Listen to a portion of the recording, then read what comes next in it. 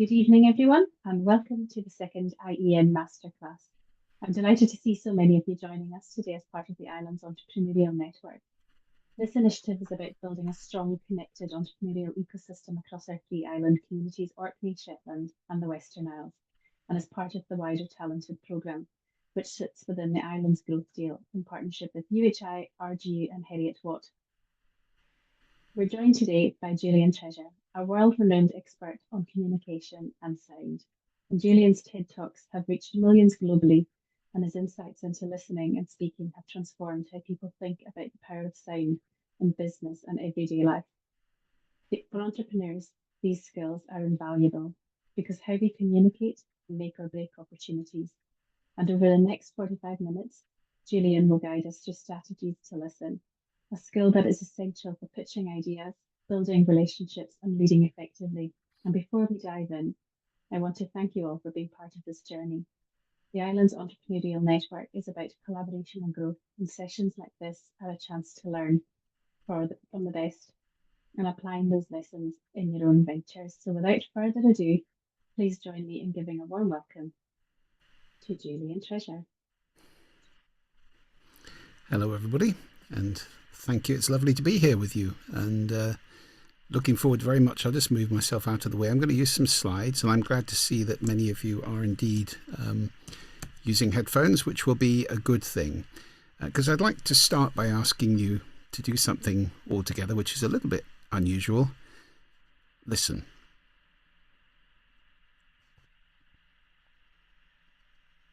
Now, that's the wonderful sound of a group of people consciously listening. You knew you were doing something. Now, over the next 45 minutes, I want to inspire you to listen in a new, fresh way, a way that will be profitable and effective for you. Because the way we listen affects three things. They're only three, but they're very important things. Your happiness, your effectiveness, and your well-being, all profoundly affected by how well you listen, and of course how well you speak. And I want to correct a misunderstanding that many people have about those two things, just to start with. Most people see it like this. It's a straight line. I speak, you listen. That's profoundly wrong. Speaking and listening are actually related in a circular way, because the way I speak affects the way you listen, and the way you listen affects the way I speak, and so on, round and round and round. And that all happens inside of a context. Now, we won't have a lot of time to spend on the context today, but it is also very important. And if you're running a business, you need to think about the context of the people who are working for you and the context for every conversation. Very often it's not ideal, isn't it? We have maybe a bad phone line, or maybe a noisy office or a noisy cafe where we're trying to have some sort of conversation. So context is very important too. Speaking, critical, but the most important one of those three is listening. Listening is the foundation for all communication. Now, it's interesting, I have a TED Talk on speaking, which is now, I think, the 6th most viewed TED Talk of all time.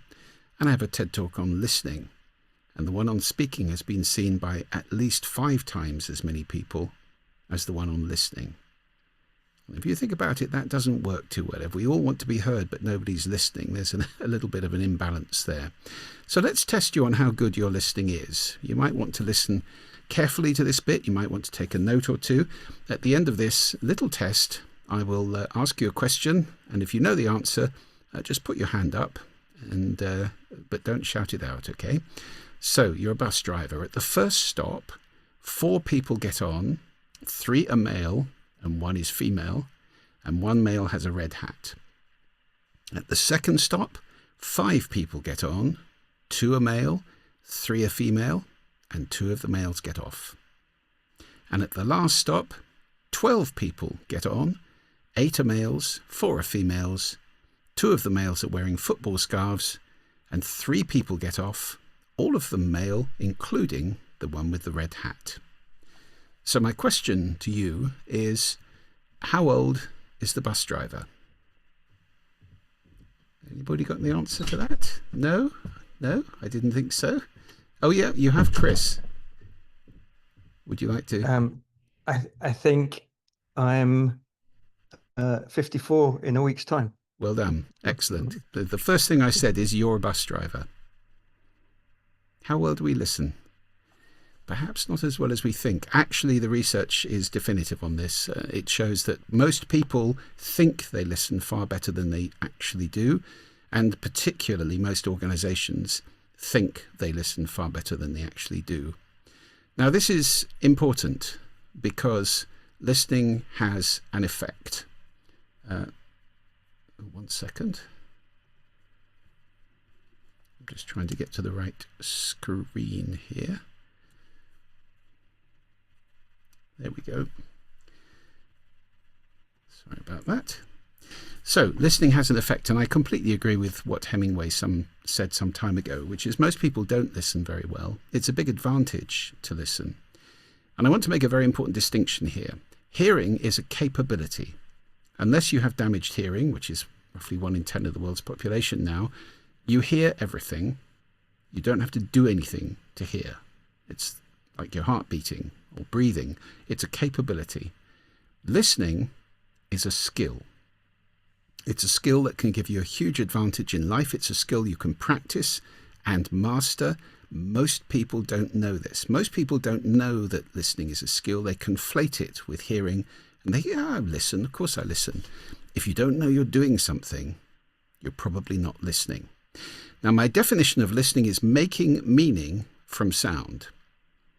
You hear everything around you, you select certain things to pay attention to, and then you make them mean something. It's a mental process. It's interpretation. It's not a simple physical process. Now, I want to give you a very, very important distinction. And if you take only one thing from this entire 40-minute lesson, teaching, training, whatever you want to call it, I would like this to be the thing you remember. Your listening is unique. And so is everybody else's. It's a hugely common mistake that almost everybody makes to assume everybody listens like I do. They don't. Because if you imagine that that's the case, you're basically going around talking to yourself, and they're not you. They're different people. Every human being's listening is unique. It's as individual as our fingerprints. Because we all listen through a set of filters. I'll come back to those in a moment. So please get rid of this assumption, because it is responsible for so much miscommunication, especially from leaders who have a particular way of seeing things. You know stuff. You may know more about the strategic position in an organization. You may know where the big picture is. Other people don't. And it's such a common thing to assume everybody listens like I do. They really don't. And the corollary of this is that you always speak into a listening, and it's not yours. Everybody has a listening, and you're speaking into it. So if you can start to ask yourself this very important question, what's the listening? Get into the habit of asking that, and you will start hitting the bullseye every time instead of missing the target altogether in your communication. It's a critical question. Now you'll see there'll be some exercises as we go through this that I can give you to take away and practice. They will look like this, and that's possibly the most important one of all, to start practicing the question, what's the listening I'm speaking into right now? Now, people often say, what if somebody's just not listening to me? How do I get around that? When somebody, we've all worked for a boss who just doesn't listen, or we have somebody in our family who's a terrible listener. Now, I don't recommend that you go up to them and say, do you know what, you're a terrible listener? You won't get a great response by doing that. Much better to make an agreement.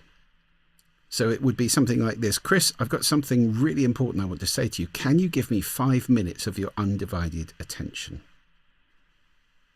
Not now? Well, when would be good? 10 o'clock tomorrow? Fine. Now, whenever it is, we've made an appointment, we've come to an agreement, and everybody likes to be their word.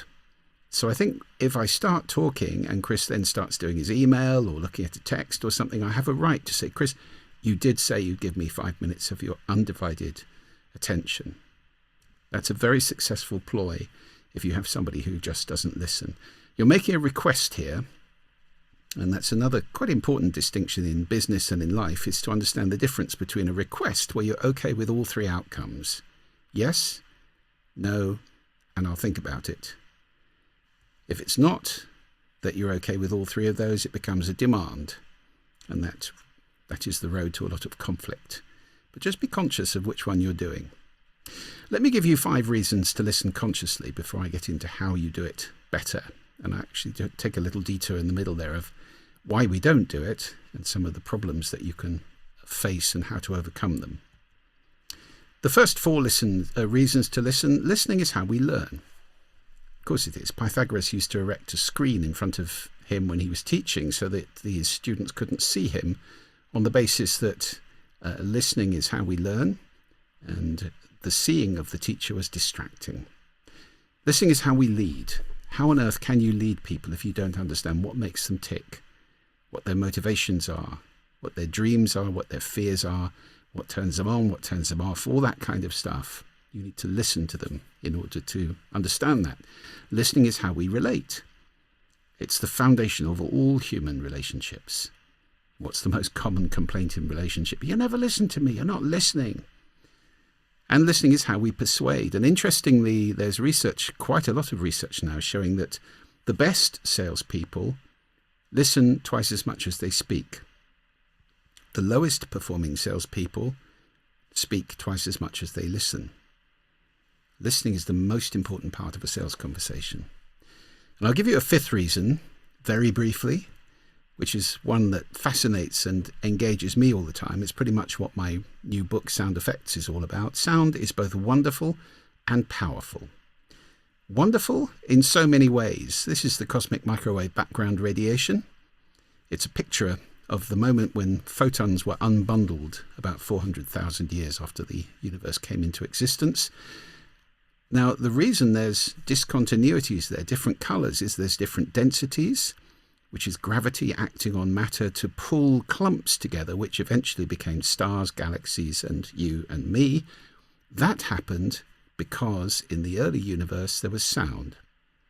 There wasn't light.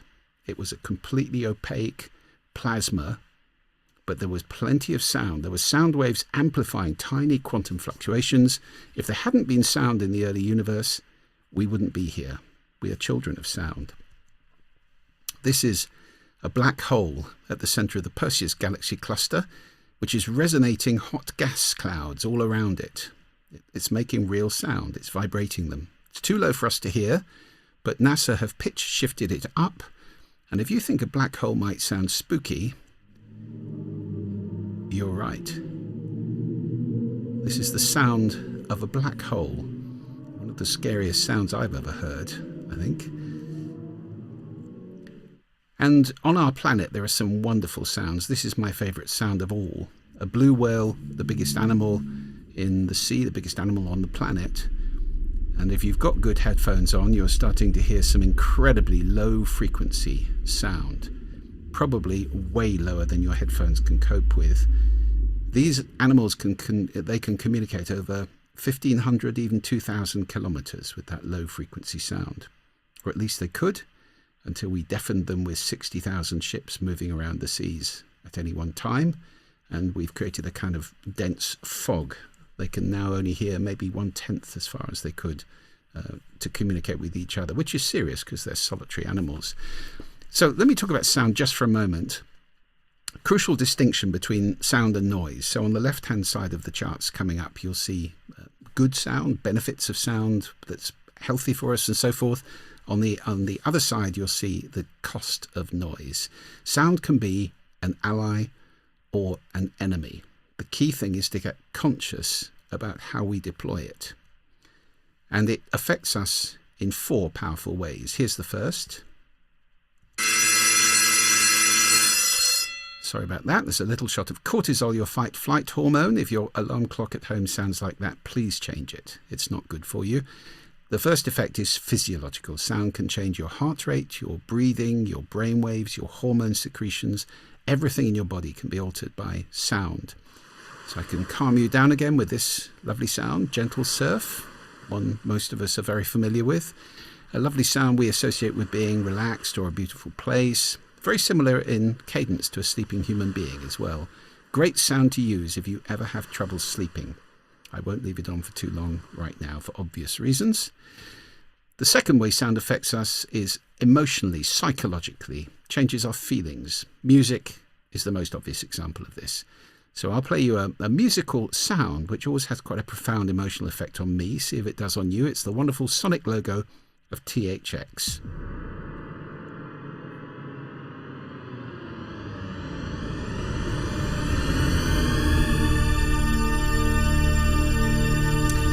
Gives me goosebumps every single time, that sound. I hope you felt something too, but even if you didn't, you know there's a song that can make you happy, there's a song that can make you sad. Music can change our feelings. Not the only sound that can, though. Birdsong makes people feel secure, because over hundreds of thousands of years we've learned that when the birds are happily singing, all is usually well. It's also nature's alarm clock, so it's a great sound to use if you want to work.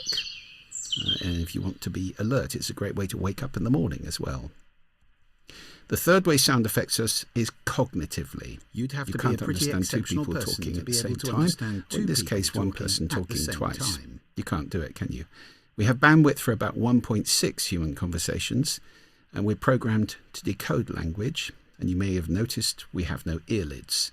So in open plan offices, other people's conversation particularly is damaging, takes up one of our 1.6, and our productivity can be reduced in an office like this by up to 2/3. There's lots of research showing this effect of unwanted noise on productivity. It's very frustrating. It creates stress and ill health in the long term. Unfortunately, for some reason, we're open planning the entire world, which is not the best strategy. We need quiet working space in offices as well as communal working space. And of course, sounds like this are incredibly distracting. You can pretty much habituate to a constant noise, but any sound like that, which is an alarm or which we're genetically programmed to do something about, will really drag your attention away from whatever you're doing. The final effect of sound is on our behavior. It changes what we do. And the reason I've got a bottle of wine on this chart is because there was an amazing study done some years ago by some academics in a supermarket. They had two identical displays of wine, French wine, German wine, no difference in the way they were displayed. All they did for a long period of time was to alternate a sound condition. So on day one, a little bit of this, and on day two, a little bit of that. So what happened? On the French music days, French wine outsold German wine by 5 bottles to 1, which may not be surprising. It does sell more in the world, but, and it's a very big but, on the German music days, German wine outsold French wine 2 bottles to 1. Now that's a dramatic shift in behavior and in purchasing, and the interesting thing was almost nobody had noticed the music. So this is not, German music, therefore I should buy German wine. No, no, no. This is how powerfully unnoticed sound is changing your behavior and mine. A good reason to start listening more carefully, I think. So let me give you an exercise to take away on this kind of note. It's called savoring. All you do is close your eyes and listen in any space that you occupy a lot. Could be your home, an office, wherever it is. Close your eyes and ask yourself these 3 questions. Is this sound healthy? Is it helpful in the sense of whatever I'm trying to do in this space? Is it helping me to do this? And is it making me happy? And if you get a no to any of those 3, change it. You can start to take responsibility for the sound you consume, especially in spaces that you occupy regularly. And if you want a tip for some good sound to deploy, guess what WWB stand for? I think you can. And these 3 sounds have been around for far longer than we have on this planet. We've evolved to them over roughly 3 million years, from the earliest hominids to now. And unfortunately, we've cut ourselves off from them a great deal. Not so much us, guys. We're lucky. We live still in environments where we do get into contact a lot of these. But half of humanity live in big cities now, and they just don't hear these sounds. And we're kind of locked away in hermetically sealed buildings, which is having a devastating effect. It's generating so much stress. I think the research shows that Americans spend 93% of their lives indoors now. 93%. I think 6% of that's in cars. The rest is inside buildings. So we've lost contact with nature, which is having a big effect all over the place, including on the wonderful country where Chris is at the moment. So if you are in a noisy office, what can you do? I'll give you a tool to take with you. Get an MBA, not a business degree. The M stands for move. So pay attention to it. Just ask yourself, do that savoring exercise. Oh, how can I work with all these people talking around me? I'll go over into that office, or I'll nab a boardroom, or find a toilet or something where it's quiet, where I can actually work. If you can't move, the B is block. Pop on a pair of headphones. I don't advise music, because music is very distracting. It's nicer, much more fun than other people's conversation, but it's very distracting nevertheless. Birdsong. Put some birdsong on, block out the noise around you, and you'll be very, very much more productive. And if you can't move and you can't block, you have to accept it. So that's about, okay, I'm not going to be as productive here. I'm just going to do my best, as opposed to steam coming out of your ears. And how can I be expected to work in this place? The anger will get in your way just as much as the noise. So MBA. Couple of books I can recommend if you're interested in all this stuff. Designology by Sally Augustin is largely about neurodiverse and, just diversity generally, designing in all the senses to cater for everybody. And Sense Hacking is a lovely book by Professor Charles Spence of Oxford University about aligning all the senses and getting a thing he calls super additivity, which is what you get if you have congruence between what you hear and what you see and what you smell and what you taste and so forth. So I'm going to leave this exercise with you. I won't ask you to do it now, but think about this afterwards. The 3 soundscapes you experience most, and think about what you want to change. So that's a piece of homework for you. So I said I'd have a little detour into why we don't listen. If listening's so wonderful, why don't we do it? Well, first of all, these are the 4 ways we communicate: reading, writing, speaking, listening. 2 send, 2 receive, 2 for the ears, 2 for the eyes. Is that how we teach them at school? I don't think so. It's more like that, isn't it? If we teach listening at all, which in the UK we don't. I mean, there is now a move towards teaching what they call oracy, but what they mean by that is speaking ability. And they haven't really got to the other side of that. So it's all very well having free speech and people who speak brilliantly, but if nobody can listen, I would suggest that's rather wasted. We need to teach children how to listen. If we taught children how to listen first, how much more of their education would they receive? And what a different world we would be in if children really understood how to listen to each other as they grew up. Then, of course, we've got noise. It is a massive, massive problem. Again, not so much for us, I'm glad to say, but for people in cities, it's devastating. Noise is reducing the health and quality of life of a quarter of Europe's population. And the cost is estimated to be something like 2% of GDP. And if you apply that, to, for example, to the USA, you're getting on for hundreds of billions of dollars a year cost. Unfortunately, it's not a problem that's ever acknowledged. You don't get a politician who ever says, vote for me, I'll make it quieter. I wish they would, but they don't. And so for the vast majority of people on this planet now who live in noisy places, there's a chart in my book about the noisiest cities in the world. You don't want to go to Dhaka in Bangladesh, which is number 1. Average noise level in Dhaka, 123 decibels. That's rock concert loud. In the streets, average. It's louder than that sometimes. How people can live in that, I have no idea. So noise is a huge problem, and it has massive effects on health, sleep, deprivation, irritability, accidents, lost productivity, all sorts of health effects like increased blood pressure, adverse blood chemistry, heart disease, strokes, learning difficulties, cancer, diabetes, all sorts of things are exacerbated by constant noise. And we go unconscious. So if it's noisy around us, and again, we're lucky on this, but many people aren't, they just go unconscious and they don't listen very much. And then, of course, there's all this stuff going on. We've now got some very big organizations who are spending huge amounts of money to grab our attention. And you have to pay attention to listen. And we're fragmented, particularly, your children and mine, I'm sure. You see them all the time with something in their hand. And yeah, I am listening. No, you're sending a text. That's not listening. That's a different thing entirely. I hope none of you have ever received or sent this text, but it does get sent. It does get received. There's not much listening in this conversation. Again, a couple of books I can recommend on this. Sherry Turkle's lovely book, Alone Together, about the impact of technology on relationships. And Nia Isles' excellent book, Indistractable, which is about getting out of that distraction loop and actually reclaiming your time and attention. Now, there's two human habits, really, that also get in the way of our listening. One is looking good.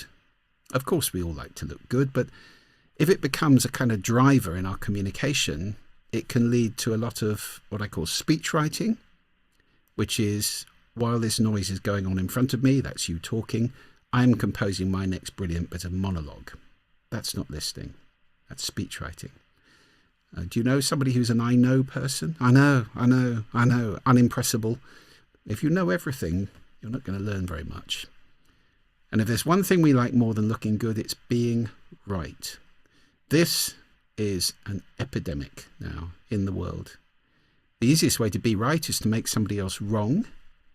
And you only have to look at the comments under any newspaper article, or particularly anything on YouTube, to see the degree of bile and vituperative criticism, judgmentalism, condemnation. It's becoming a knee-jerk reaction. Thank you, Siri. It's becoming a knee-jerk reaction that most people have. And unfortunately, it's spilling into the real world now. I mean, I don't know if any of you watch golf, but if you watch the Ryder Cup, you can see that kind of rudeness and aggression and insulting behavior spills over now into the real world much more easily than it used to. This is all very concerning. Harville Hendricks, who's one of my heroes, and I actually had the joy of talking to him yesterday, has said something. Oh, by the way, yes, we're on this slippery slope, which ends with hatred. The ISIS answer, disagree with me and I'll kill you. It's very dangerous. We're in danger of losing democracy at the moment. I would say that is a serious issue.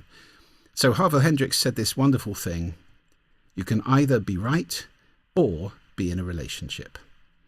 And I think he's so right. He said you can't cuddle up with being right at the end of the day.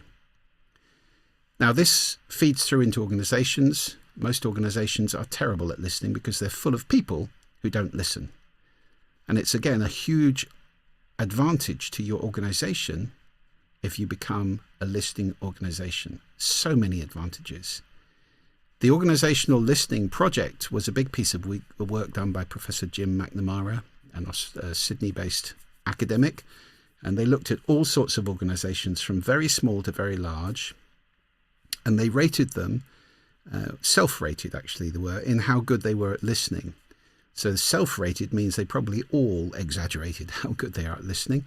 The ones at the bottom of the table experienced far more criticism and crises. The ones at the top of the table had better morale, staff morale, better customer loyalty, better customer and staff retention, higher productivity, and a better reputation. Listening is profitable. Not listening is not profitable. It creates disconnection between people, and that creates disengagement and miscommunication.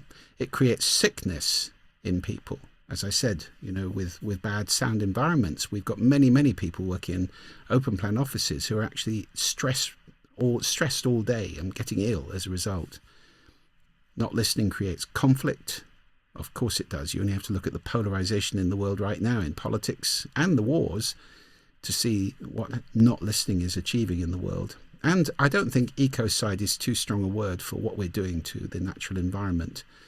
With, for example, prospecting for oil, which is done with huge underwater explosions, which is how they detect what's below the seabed and where they can look for oil. But unfortunately, those explosions are massively loud, and they have a terrible effect for many miles around on wildlife, particularly cetaceans. The cost of all this stuff, you won't believe how big this is. $10 trillion a year to business.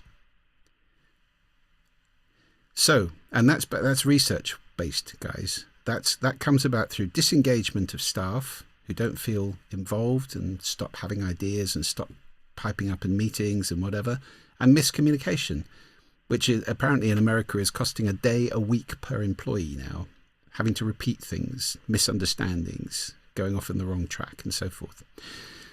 So let's talk about how to do it well.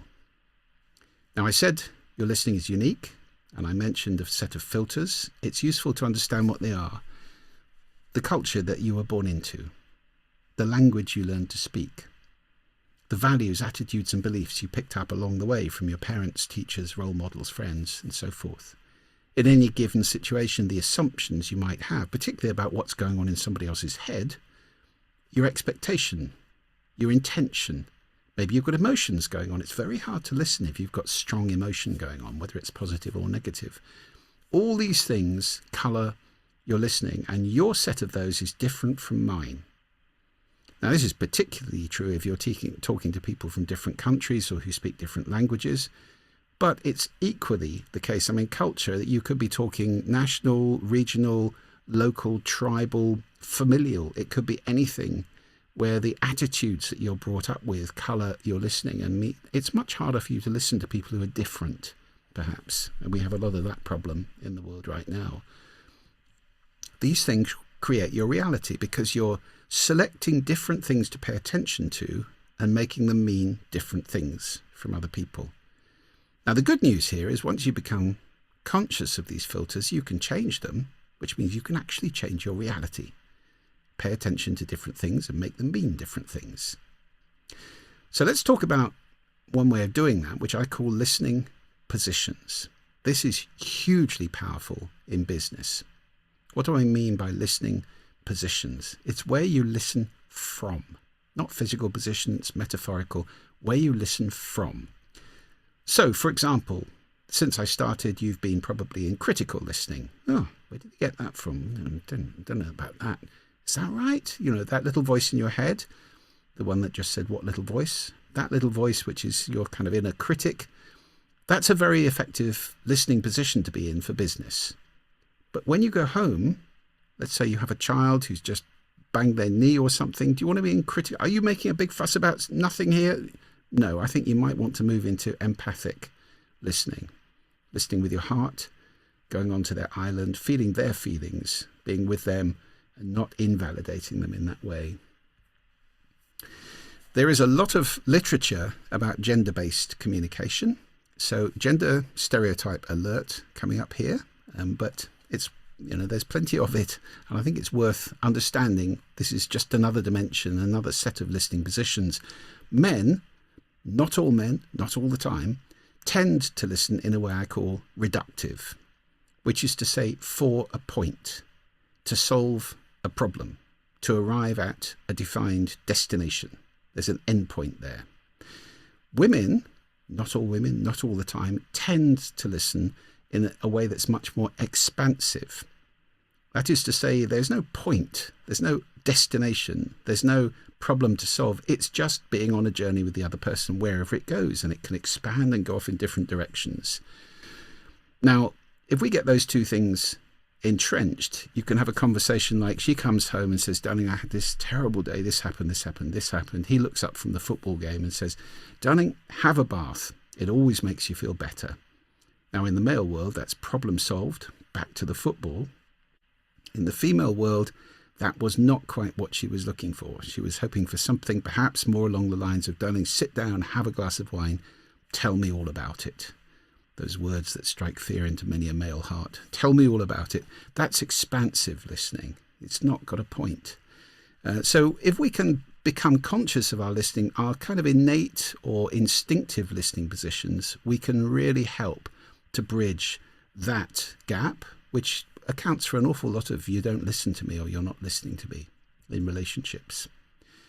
couple more listening positions. Distracted listening, what we do an awful lot of with something in our hand now.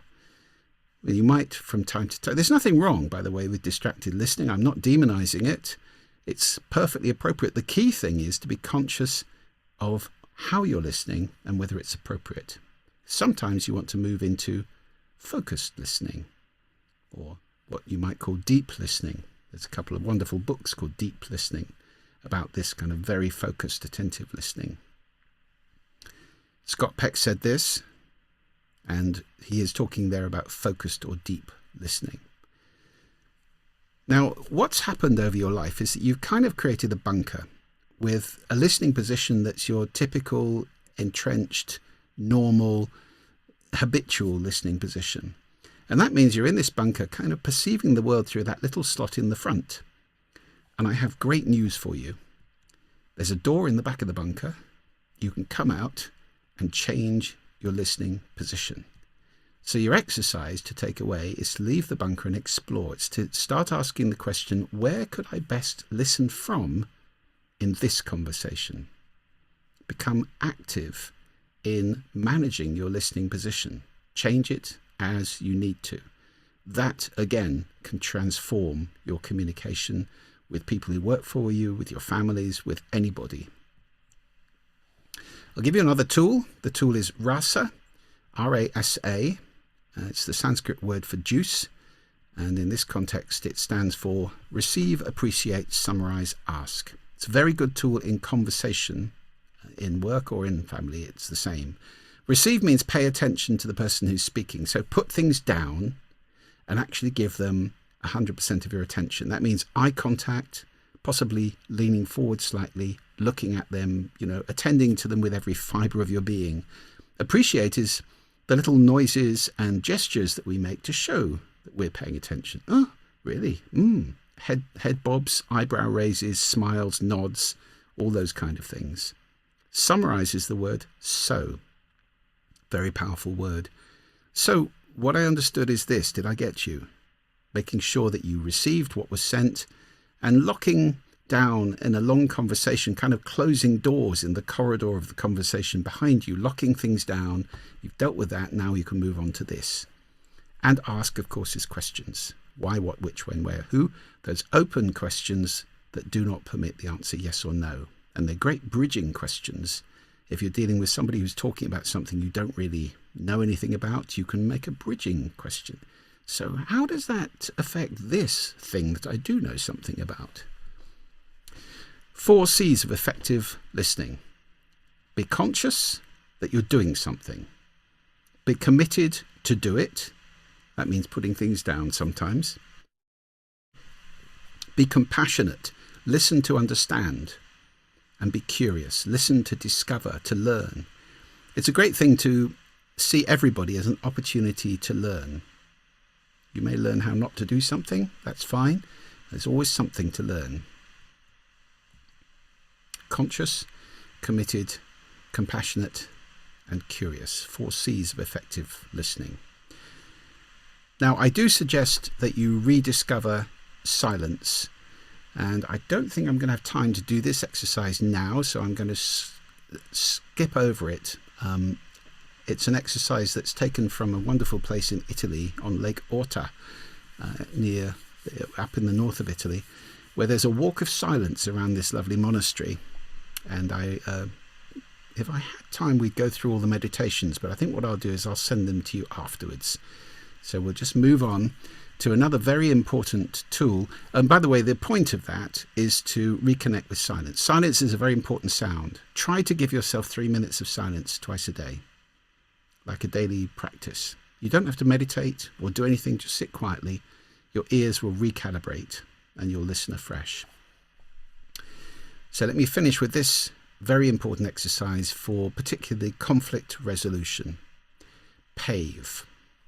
The P of PAVE is paraphrase. It's very similar to the S of rasa. So what I heard you say is this, or what I've understood is that you're just paraphrasing, making sure that you received the message that was sent effectively. And that is often not the case, particularly, of course, with email. It can often not be the case where we misinterpret. So paraphrase. The A is the difficult stage. Admit. That is to say, admit to yourself that the other person is right in their own world.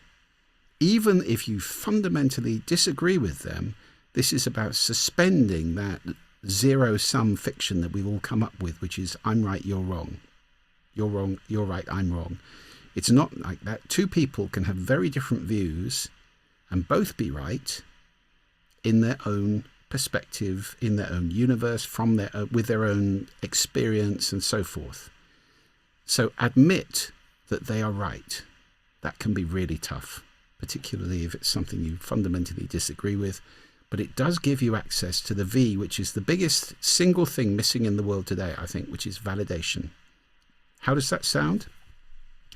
Kirstine, I don't agree with what you just said, but I completely understand why you think that. That is so different from, Kirstine, that's rubbish, which is only going to cause conflict and escalate a disagreement. Validation is incredibly powerful, and it's a great thing to practice.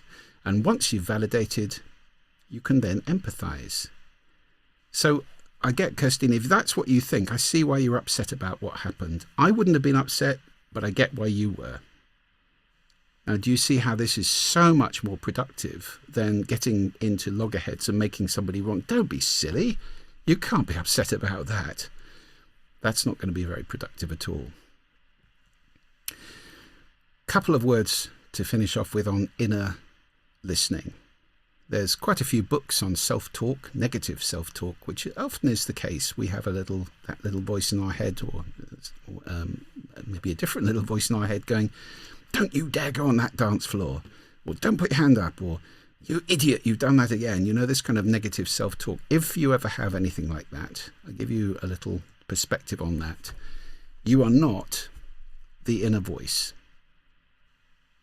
If you're not the inner voice, who are you? You're the one who's listening to the inner voice. Now that puts you in a completely different position. You're the king or queen on the throne. The inner voice is the jester. It may be a part of you, a fragment of you that got hurt sometime. It may mean well, but it's not you. It's a fragment. And you're the king or queen. You're the one listening to the inner voice. And that means that you can ask these three questions. You can say to yourself, that's interesting. Why did I hear that? And then you can say, is it true? Is it kind? Is it helpful? If not, you know what? I'm going to go and have a dance anyway. So you can dismiss it. So I think if there's two things I would suggest you take out of what I've said. Number one, you can change your listening position. And number two, you always speak into a listening. Become conscious of listening in these ways, and you can absolutely transform your communication. I think if we had a world where people are speaking consciously to people who are listening consciously, there's only one outcome of that, and that outcome is understanding. And we could do with a bit more of that in the world right now, I think. Now, if you want to go deeper, these are my books. By all means, Sound Effects is the new one, just out this year, actually, which is a plea to listen in the world that has forgotten how, really. It's a tour of the wonders of sound. How to Be Heard's the one about communication skills, particularly. And Sound Business is about using sound in every way in business. If you speak German, Italian, or shortly Japanese, you can buy sound effects in those as well. And I have an invitation for you. I've started a thing called the Listening Society. It's an online community/resource for anybody who's interested in listening. Membership, bronze membership, is free. So I do invite you to come on in. It's the listeningsociety.community. Just come in there and click on join, and you'll be able to access all sorts of stuff, sound, podcasts, documents, research, all sorts of things in there. And there's nothing to pay at all unless you want to access the wealth of training courses, in which case you can upgrade at any time to silver. So I think pretty much bang on time. I would like to thank you very much for your attention today. It's been a joy working with you and sharing these things, which, as you can tell, I'm very passionate about. I hope that I've been able to give you ways of improving your listening that will stand you in good stead in your families, with your friends, and most importantly, in your businesses. So thank you very much. Thank you very much, Julian. That was fantastic. Thank you very much indeed. Well, if you don't mind, what I'd like to do is open the floor to questions. I see a couple of hands have come up already. So, Guy, I believe your hand was up first, if you would like to come in with a question. No, that was just me clicking my clap button. I didn't realize it put my hand up. But good, really good chat. It reminded me of the chimp paradox stuff, which I really find helpful. Thanks, Guy. I think we've all been there. Chris, you were next in the lineup of hands up, unless you were also applauding. Brilliant. Thank you, Naomi. Thank you, Julian. So much of that resonated with me. It really does. I think I'm a distracted listener, and I'm trying really hard to be a lot more attentive and focused and deep. And I think you give me a lot of tools and skills to help me to do that. But I was just going to ask you a question about your book. So I've got sound effects, and in it you explore how sound influences emotions and health and relationships. And I think so. I'm a kind of manager or a leader in the university, and I just wonder how we can begin to consciously design the soundscapes of our organizations, particularly to build trust and enhance our decision making. Have you got any kind of tips for that? Well, yes, sound around you is very important, as I said. It can get very expensive if you're dealing with buildings with terrible acoustics. It can get quite expensive to ameliorate that, to improve the acoustics. Although you can do all sorts of simple things, just plants, bookcases, carpets, rugs, all these things. Anything soft helps. Architects are obsessed with hard surfaces, unfortunately. They love stone and steel and glass, and all those things reflect sound back in. So we have sound bouncing around in meeting rooms, making it very unpleasant. And how anybody thinks that a room that sounds terrible is going to make for good meetings, I don't know. So it's certainly worth paying attention to these things. You can do that very simply in any room by going in and clapping your hands and listening to the reverberation. Do you get nasty flutter echoes? Does it take quite a long time? A meeting room should have a reverberation time of well under half a second. It should be very dead. An office, maybe a second. That's still quite dead. But if you've got big echoey offices, I've gone into trendy advertising agencies in London where you've got a stone floor, exposed ceiling. They've ripped out all of the ceiling stuff, so it's all concrete on the ceiling, glass walls, and they've got a cafeteria in the middle of the thing. And, they've got hard chairs on the stone floor. It is a nightmare. I mean, I said to them, you're going to have to tell people what shoes to wear in this office, because it's just going to be unbearable if people walk past with clacky shoes. So, people don't think about this, unfortunately. You can start thinking about it, create quiet working space, make sure you're curating environments so that you can have comfortable, pleasing spaces for meetings. And that will really help with your communication and with building trust and so forth. Privacy is very important too. You need good attenuation between spaces, because you don't want people overhearing if you're promoting somebody, giving somebody a pay rise, firing somebody, disciplining somebody. All these conversations are very important to have in confidentiality. So all of that is truly the case. Simply listening, though, from the top. If you become a listening leader, or if you are already a listening leader, that builds trust. People then feel heard. It's worth their while to put the hand up to say something in a meeting. Meetings, well, it's a whole topic we could get into there. I mean, I'll give you a couple of tips on meetings. First of all, why does nobody ever set a finish time for a meeting? Everybody goes, we'll meet at 3:00, and it's kind of assumed it's an hour, but you might only need 10 minutes. So always set a finish time for every meeting and send out an agenda in advance. These are these are the objectives of this meeting. This is what we're going to be covering. This is what we want to achieve. So people can then say, well, you know what? No, I've got nothing to contribute to that. So those are a couple of important things about meetings which will make them more successful. And it's often said in a lot of the listening literature to have a moment or two of quiet reflection at the end of a meeting as a practice. So we finish the meeting, instead of everybody ripping their stuff off the table and running away, sit quietly for a minute and just then ask the question, is there anything we've missed? Anybody got anything else that they need to contribute? Just quietly. And it can really pull stuff out that people weren't saying before. So there's just a few ideas about creating more of a listening temperature in an organization. That's so interesting. Sorry, Naomi, just to come back, I'm reading another book at the moment about it's called Turn the Ship Around. It's about leadership on a submarine. You may have read it before, on the Santa Fe submarine. It's a complete change of culture in the Navy, and the leadership moving from a leader follower to leader type model. And he talks about also having a moment of silence before you do something, before you make a decision. I think it's called a reflective pause or something.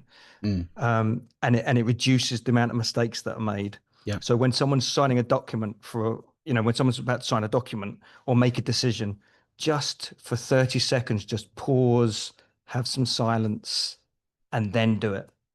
I cannot recommend to all of you more strongly the need to inject silence into your lives more. So there are lots of opportunities to do that. Yes, before you make a big decision, or at the beginning of a meeting, at the end of a meeting, after you've, particularly if you're pitching to somebody, after the big close or opening, I think it should be called, for God's sake, don't say anything. Because if you're uncomfortable with that silence, which may stretch for quite a long time, if you break it, you lost. If you keep quiet, then what's going to happen is the client will start to feel uncomfortable, and you'll get a question that will come back. It'll be a buying question, or it'll be an objection, or something useful which will forward the communication. So silence is very powerful. So I think we got Aisha, is it? Who's next, Naomi? I think it was Maria and then Aisha. Okay. Thank you. Thank you. I was really interested about what you're saying about the average capacity for a person to have, was it 1.6? Yeah. Arguably voices. Is this when we start to see people that have some form of neurodivergence, that have quite an active internal dialogue? You can, when you watch them, like when they're trying to actually listen, they look like they're distracted, but actually it's their way of trying to focus it in. That's a great question, Maria. I don't know the answer to that because I haven't really been into what's going on in neurodiverse people. And of course, there's a huge spectrum of people, all sorts of different people. So it may well be that people who've got a very strong internal dialogue are struggling to listen to the external sound. Quite possible, quite probable, actually, I would say. Yes. And, other people, of course, have got different conditions, hyperacusis or misophonia or, listening disabilities of some kind or listening conditions, which make it hard to listen to other people or hard to hear what's going on. So we have to be quite conscious of all these things. And that's another reason for establishing what's the listening I'm speaking into right now.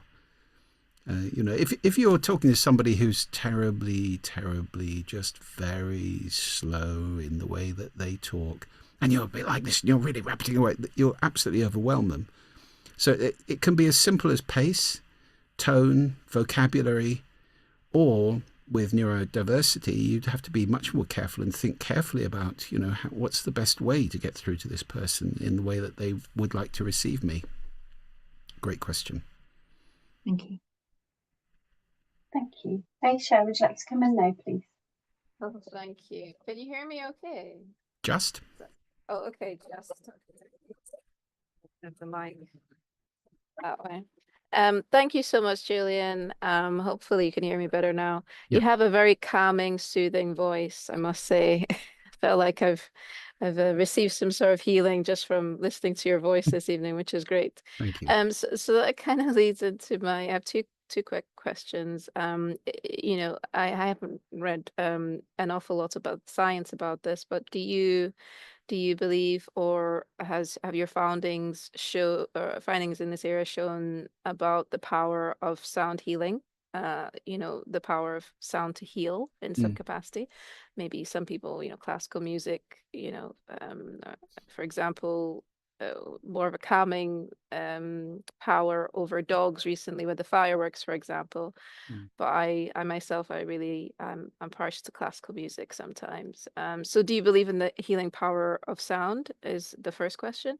And the second question is, say you were ever in a conflict, sort of trying to avoid a conflict scenario, and you were with someone who just wasn't listening to you, would you just directly say, you're not listening to me? Or how would you handle that to get the best productive way forward?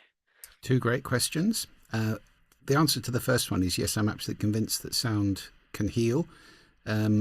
Music in particular, there's an association in America called the American Music Therapists Association. It's got hundreds and hundreds of members, and they have a library of hundreds and hundreds of scientific papers, peer-reviewed science, which show that music can improve an awful lot of conditions, dementia, recovery from stroke, all sorts of conditions can be dramatically improved with music. And music is sound. It's just a form of sound. I would be very surprised if we don't, in years to come, kind of go down the road we've gone down with medicines. You know, most of the pills that we take these days are derived from herbs, from you know, stuff that was in herbs, which sadly we used to burn people at the stake for using. But we then discovered these are actually effective, and we put them in pills, and now they're all official medicine, you know, and scientific in inverted commas. I wouldn't be surprised if we discover that thousands of years of sound healing, which have existed in whatever form, chant or music, whatever it might be, have got some validity to them. We're more than 50% water. Water conducts sound far better than air. And we are vibrating. Everything in us is vibrating. Atoms, molecules, you know, the whole thing is vibrating. So it pretty much stands to reason, given that, you know, we know the power of sound to entrain us and change our behavior. I'd be surprised if it couldn't change also our physiological state. I mean, some people believe that illness is disharmony. And, you know, the ancient Greeks certainly were very obsessed with harmonia. In every level, you know, the harmony of the spheres right down to the harmony of us and everything tiny. So, long answer, yes, I'm sure there's something to it. Who knows what more will be revealed. The answer to your second question, I think, is I would listen to that person.